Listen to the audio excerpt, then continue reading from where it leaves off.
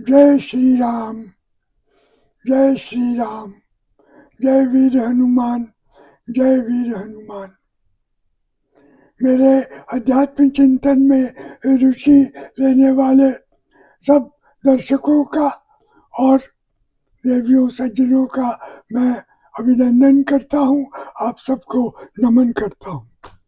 ये मेरे इस चिंतन की 149वीं कड़ी है और इसका शीर्षक बहुत अधिक मार्मिक है।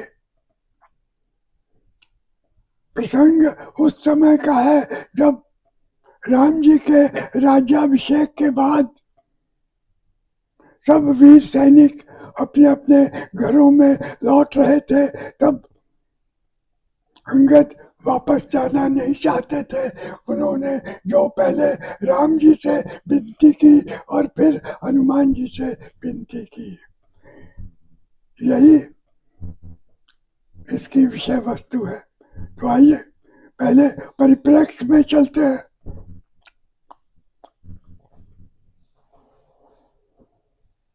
रावण के अंत के बाद विभीषण लंका के राजा बन गए थे और इसके पहले ही सुग्रीव भी किष्किंधा नरेश हो गए थे। तो राम जी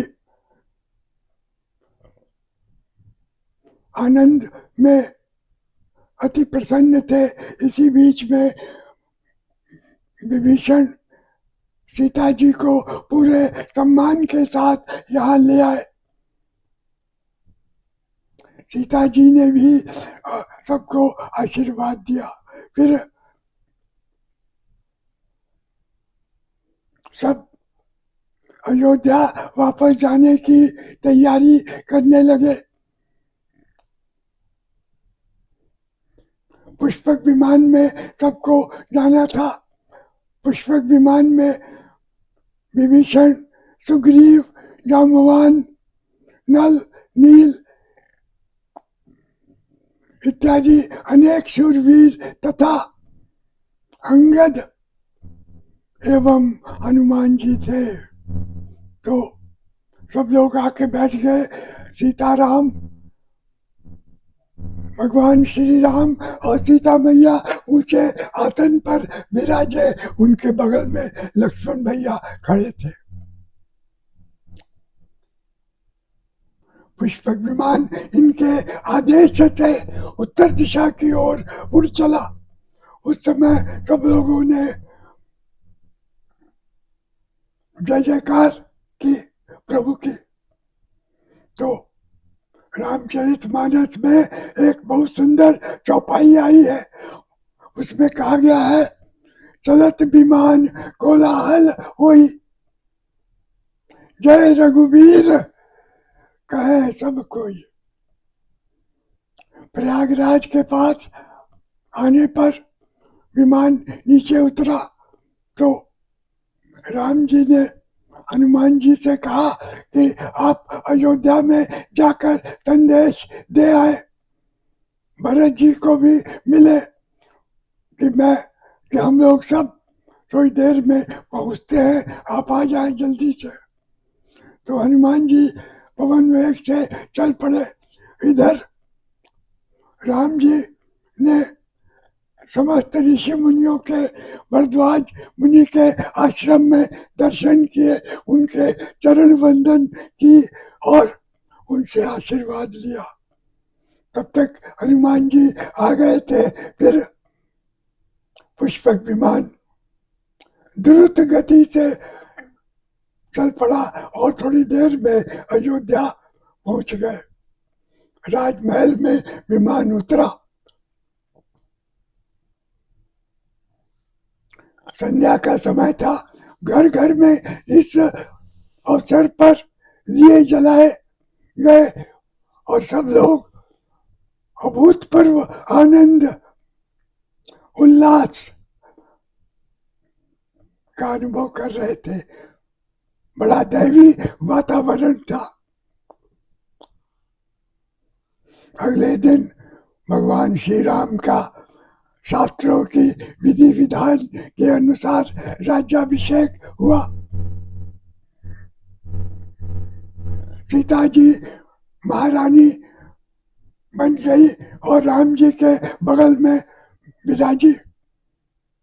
भरत, शत्रुघ्न और लक्ष्मण चमर डुला रहे थे। सब शूरवीरों को इस अवसर पर राम जी ने बहुत सुंदर सुंदर उपहार, आभूषण और तरह तरह के परिधान दिए।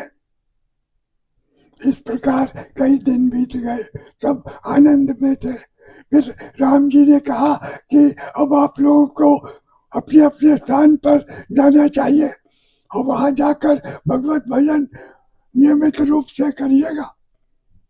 तो महाराज विभीषण और राजा सुग्रीव विमान में आके बैठ गए। अन्य शूरवीर भी प्रभु जी की आज्ञा लेकर पुष्पक विमान में आके बैठ गए। फिर अंगद की बारी आई। वो किसी प्रकार भी जाना नहीं चाहते थे। उन्होंने कहा, प्रभु मैं आपका और महल का छोटे से छोटा काम भी करूंगा, परंतु आप मुझे अपने चरणों में ही रहने दीजिए। मैं तो असहाय हूँ, अनाथ हूँ, अकिंचन हूँ। भगवान श्री राम भी भाव विह्वल हो गए। उन्होंने अंगद को गले से लगा लिया और फिर बहुत सारे उपहार, बेशकीमती उपहार दिए, पर रुकने के लिए नहीं कहा। तो अंगद कुछ दुखी मन से द्वार की ओर चल पड़े। बार बार मुड़ मुड़ के पीछे देख रहे थे कि शायद प्रभु कह दे कि ठीक है, तुम मेरी सेवा में यहीं रह जाओ। फिर अंगद हनुमान जी के पास गए और उन्होंने कहा, हे हनुमान जी, भगवान श्री राम को मेरा रोज स्मरण कराइएगा, मेरा दंडवत कहिएगा। तो वो दोहा बहुत ही सुंदर है। कहे हो दंडवत प्रभु से, तो ही कहो कर जोरी, बार बार रघुनायक ही सुरति करायहु मोरी। बहुत मार्मिक प्रसंग है। विदाई के समय विदा करने वाला और विदा लेने वाले दोनों बहुत भाव विह्वल हो जाते हैं। आंखों से अनायास ही आंसू टपक जाते हैं।